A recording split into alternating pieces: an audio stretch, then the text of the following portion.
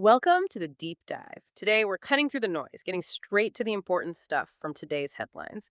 We've got sources on Indian legal reforms, digital privacy, a dark chapter of history, some surprising science, political party cleanups, space travel. Quite a fix. Our mission is simple: distill the key insights so you walk away really understanding what's going on. Let's jump right in.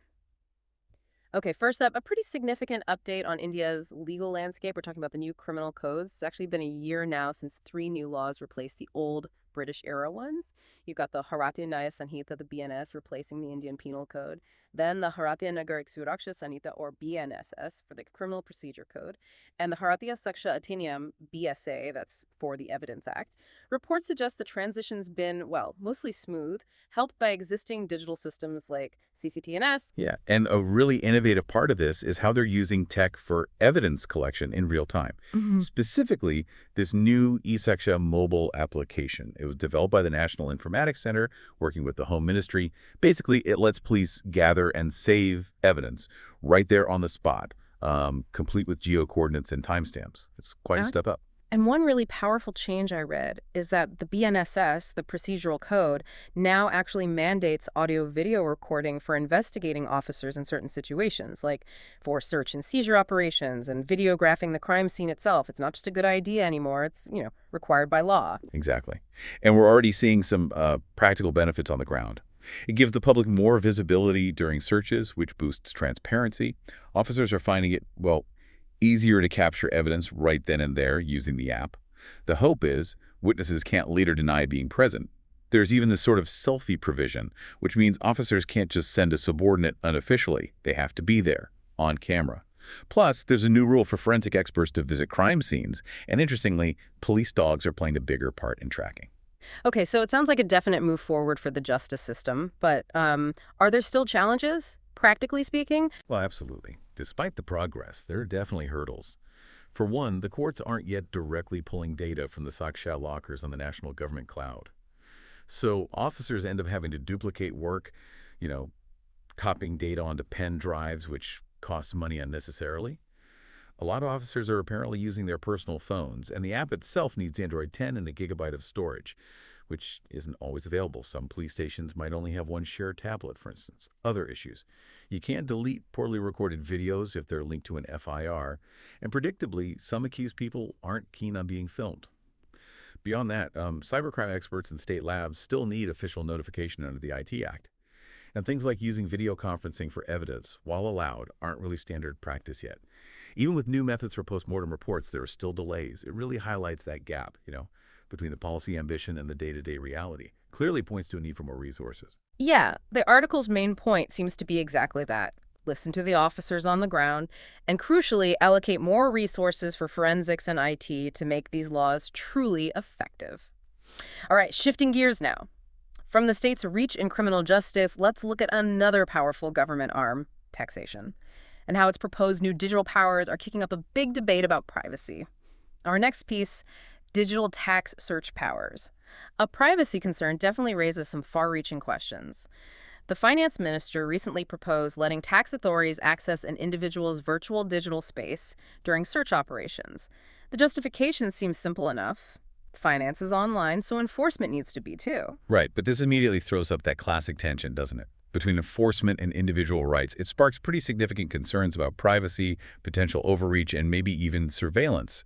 Think about the current tax law for searches. It's strictly limited to physical places, houses, offices, lockers. There's a clear link there between the objective, finding hidden income, and the physical stuff being searched. But this term, virtual digital space, how exactly are they defining that? It sounds, well, potentially huge. It is defined incredibly broadly. We're talking emails, personal cloud storage, social media accounts, digital app platforms. And then there's this catch-all phrase, any other space of similar nature. What does that even mean? It's problematic because it kind of blurs the direct link to a specific tax investigation. Accessing someone's social media doesn't just expose them. It exposes their friends, family, professional contacts. Big privacy intrusion. The proposal also includes powers to override access codes, and it's not really clear how encrypted apps like WhatsApp would even work with this. Remember, the Supreme Court just last year set out interim guidelines on seizing digital devices, stressing the need for a proper reason to believe, not just suspicion. And that's such a critical point, especially thinking about professionals, maybe journalists whose devices could hold highly sensitive confidential material. Exactly. And this new proposal seems to, well, fall short. It actually prohibits disclosing the reason to believe for these digital searches. Plus, it seems to lack strong judicial oversight. If you compare it internationally, Canada, for instance, requires prior authorization, court approval, reasonable grounds. The U.S. has its Taxpayer Bill of Rights and that Riley Supreme Court decision needing warrants for digital data. And India's own Supreme Court, in that big Puttaswamy privacy ruling, laid down the proportionality test, didn't it? That any state action limiting privacy must have a legitimate aim, be necessary, and critically, use the least intrusive method possible. Precisely. So this proposal seems to clash with those global norms and, arguably, India's own legal standards. Granting such sweeping access to digital life without warrants, without clear relevance rules, it likely fails that proportionality test. The article strongly argues for basing digital enforcement on proportionality, legality, transparency, and it expresses hope that the Select Committee looking at the bill will, significantly narrow that definition, insist on judicial warrants first, and set up clear ways for people to seek redress. So for you, the listener, this isn't just some dry tax rule. It's really about defining the boundaries of your personal digital life and how much access the government gets. Could set a worrying precedent globally, too. Okay, from the digital present, let's step back now to a much darker and frankly disturbing chapter in Indian history. Our next piece is from the opinion section, The Emergency's Forced Sterilizations, a dark chapter. India is marking the 50th anniversary of the emergency, and this article focuses on one of its most horrific and maybe least acknowledged aspects. The state-sponsored forced sterilizations, known as Nasbandi, the piece frames it as a, quote, spuriously neo-Malthusian eugenic exercise of state violence and an atrocity almost without any parallel in any democracy. Strong words. And what's deeply unsettling, as the article points out, is that forced sterilization wasn't, unique to just India's emergency. There are grim parallels globally. Over 60,000 people in the U.S. between 1907 and 1979. Sweden sterilized about 63,000 unfit people from 1935 to 76. Nazi Germany, under a 1933 law, sterilized around 400,000. Peru, in the 1990s, targeted about 300,000 indigenous and rural women. And then China's one-child policy led to millions of sterilizations. It's a horrifying global history. But the scale during India's emergency, the article argues that was truly unprecedented. It points to the role of Sanjay Gandhi, an unelected figure at the time, and his associates, and it emphasizes who was targeted. Overwhelmingly the poor, people in slums, Dalits, minorities, rural communities. The numbers cited are just staggering. Anthropologist Emma Tarlow found people actually referred to the emergency period simply as the Nasbandi Kavakat, the time of sterilization. The official Shah Commission documented over 1,700 deaths directly related to sterilizations and hundreds of injuries, noting many more likely happened unofficially. Researchers Pei Panandikar and K.G. Jolly estimated around 1.3 million vasectomies in 1975, then 2.6 million in 1976, leading to a total of approximately 8.3 million male and female sterilizations by 1977. The article calls it the most extensive coerced sterilization campaign ever conducted globally. Mentions a vasectomy belt across northern states. It really forces you to confront the extent of state control over individual bodies. And the anecdotes describing daily life then, it sounds terrifying. Nobody was apparently spared. Ticketless train passengers, beggars, even monks. Young people who just looked like hippies were targeted. Getting a sterilization certificate became almost a grim necessity, sometimes even needed to buy food from a ration shop. People fled villages, hid in fields, clashed with police trying to enforce quotas. There was significant resistance, met with repression, like the Muzaffarnagar firing in '76, where 25 protesters were killed, or a raid on Udawar village in Haryana, where 180 men were forcibly sterilized in one go. The article introduces a concept from political theorist Achille Mbembe necropolitics, which basically describes the state's power to decide who matters, who lives, who dies, or whose body can be violated. And it connects this brutal campaign directly to the Congress Party's massive defeat in North India in the 1977 elections that followed the emergency. Even mentions a film song from Nasbandi released in '78. It's a stark reminder of how abuses of power can fundamentally shape a nation's politics and memory. Yeah, a truly, truly sobering look back. Okay, let's try and shift the mood a bit now that we're staying with fascinating complex systems. This time we're diving into the surprising world of fungi and wine. Our next piece from the science section is Noble Rot, A fungal genetic mystery unveiled. It's about noble rot, the fungus botrytis cinerea. It's actually famous in winemaking. It infects grapes, makes them lose water and shrivel up, which concentrates the sugars and flavors. That's essential for making those really high quality, often expensive sweet wines like Sauternes or Trockenbeer to Tokaji Sus. Sounds quite delightful, really, but it hides a pretty big scientific secret. Yeah, and the secret is genuinely startling. Researchers discovered that these fungi Botrytis cinerea and a related one, Sclerotinia sclerotiorum, simply cannot be cloned, which is amazing because it basically challenges a fundamental principle of biology.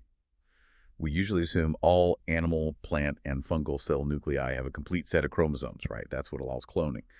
But in these fungi, no single nucleus holds the full set. The chromosomes are sort of distributed across two or more nuclei. Each nucleus only has a partial set. It's like a jigsaw puzzle where no single piece shows the whole picture. Wow. Okay, that is weird. So how on earth did they figure that out if it goes against, everything we thought we knew? Well, it's kind of a lucky accident, really. Serendipity.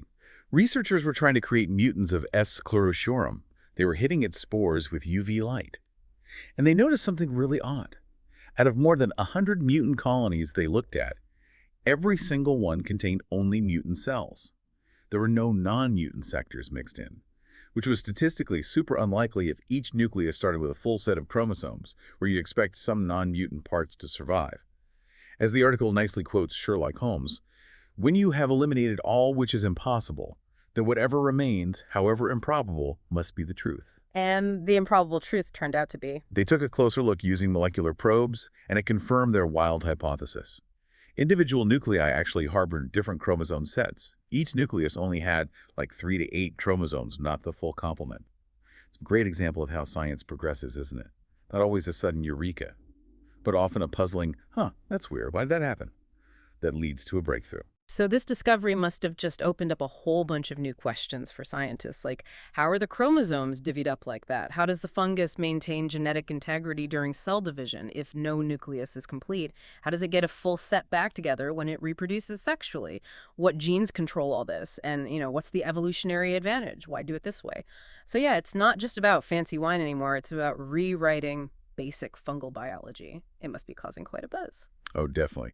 The scientific community is really excited. The article even jokes that scientists working on other, maybe more conventional organisms might be looking a bit enviously at those studying rod fungi now, noble or otherwise. It just goes to show, even in areas we think we understand, nature can still throw up some profound surprises.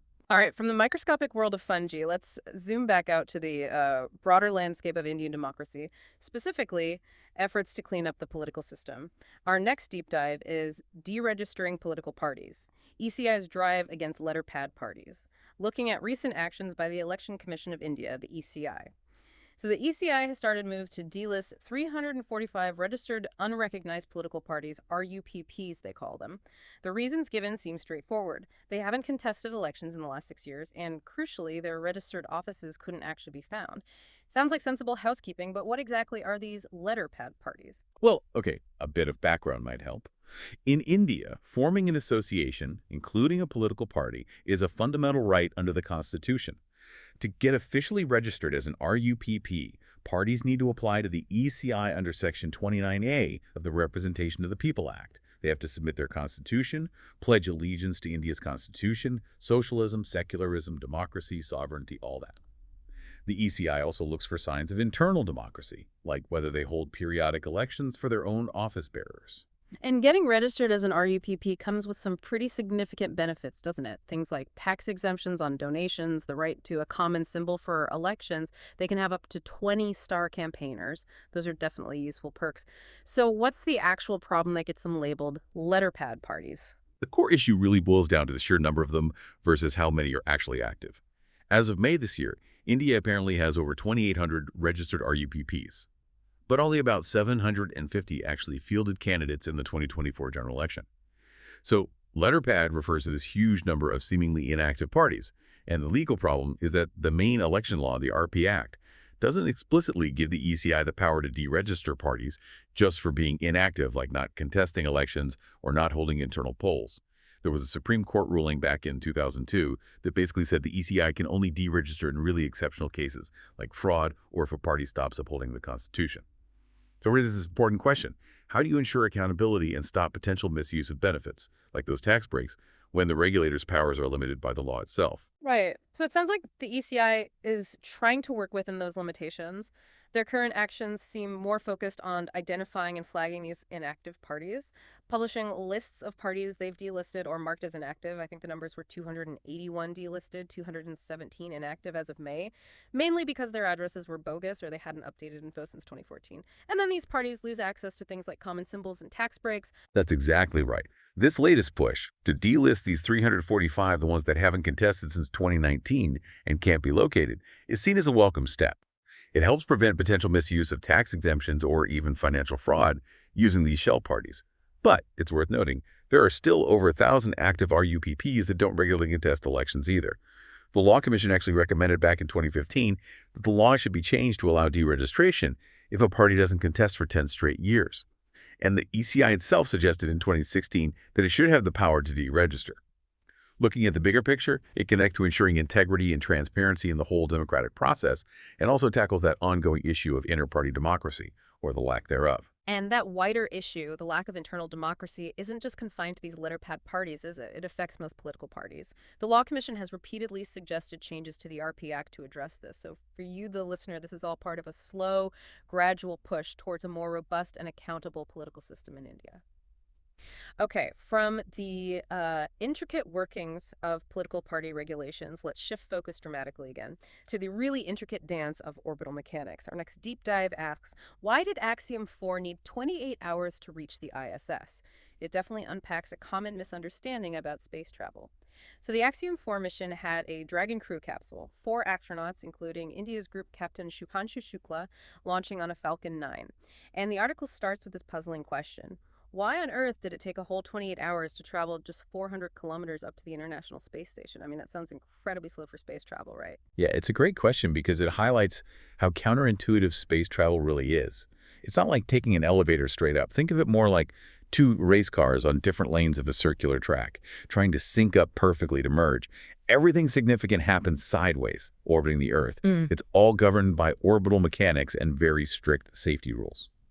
To dock successfully, the Dragon capsule had to match both the ISS's altitude, which is about 400 kilometers, and its velocity vector, its speed and direction, precisely. So just aiming straight up at the ISS wouldn't work at... Not even close. If Dragon just went straight up 400 kilometers, it would have almost zero sideways speed compared to the Earth's surface spinning below. So gravity would just pull it straight back down almost immediately.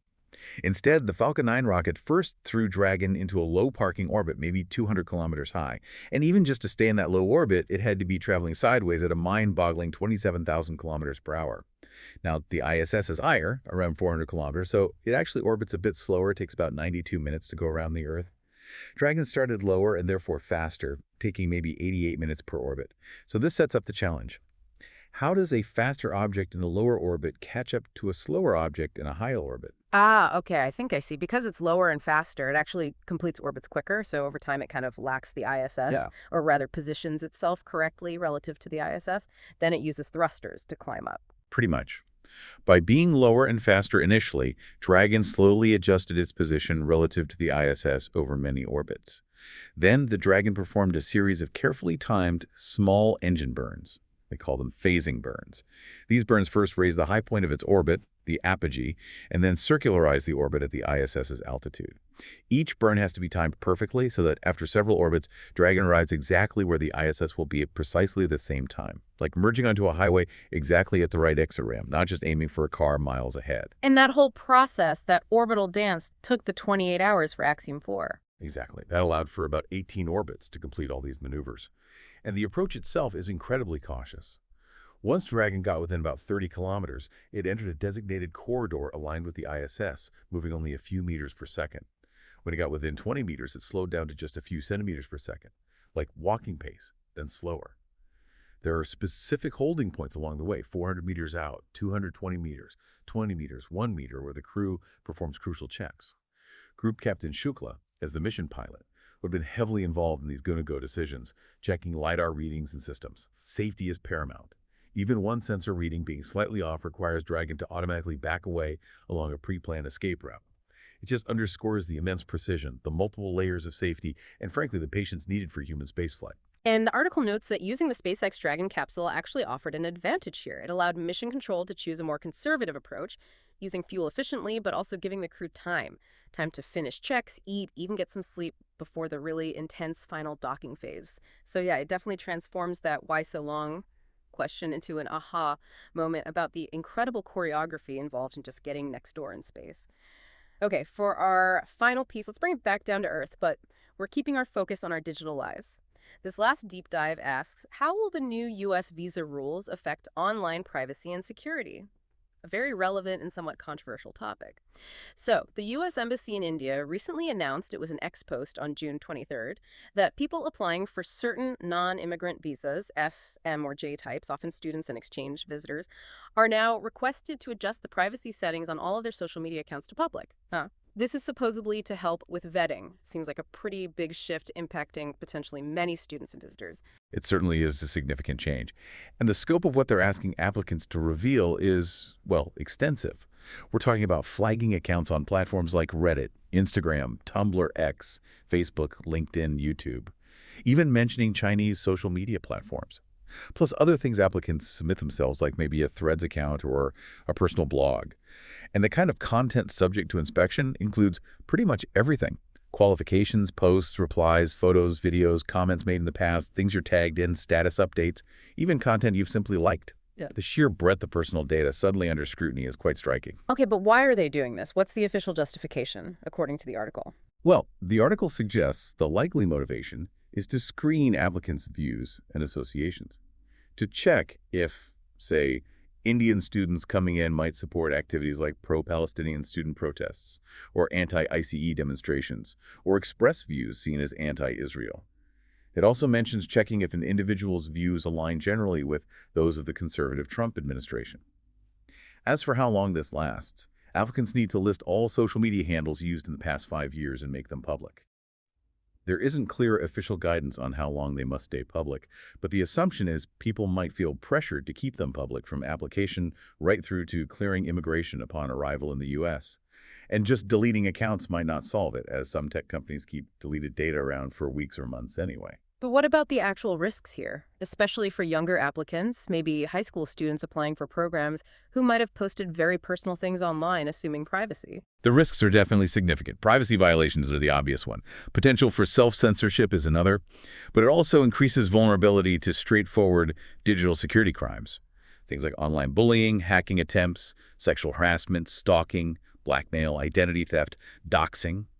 Making everything public creates targets. There's also the potential for increased targeted advertising, potentially even aimed at children if minors' accounts are made public. It really raises serious questions about the state's responsibility, to protect not just its citizens, but also those seeking entry, especially minors, from these kinds of online threats when they might have posted personal stuff expecting it to stay private. And privacy experts are certainly sounding the alarm, aren't they? Likening it to something you'd expect from an authoritarian regime. They are indeed. The article quotes Sophia Cope, a senior staff attorney at the Electronic Frontier Foundation, the EFF. She heavily criticized these new requirements, calling the request to make accounts public an endorsement of the violation of a fundamental principle of privacy hygiene. She argues this kind of government social media surveillance invades privacy, chills free speech, is highly prone to errors and misinterpretations based on cultural context or humor, and crucially, hasn't even been proven effective at actually assessing security threats. It's really a stark example of that ongoing global tension between national security arguments and fundamental digital rights. And it sets a potentially chilling precedent. And the EFF's final word on it is pretty blunt. The U.S. must end this dangerous practice. So for you, the listener, this policy might directly impact future travel plans, or perhaps it just serves as another reminder to carefully consider your own digital footprint and online privacy settings. Thank you for listening. If today's episode gave you something useful, consider following us on Spotify so you're the first to hear the next one. You can give suggestions by contacting on Twitter handle given in the episode description. We are always eager to hear what our listeners want to be informed about. We wish you a great day.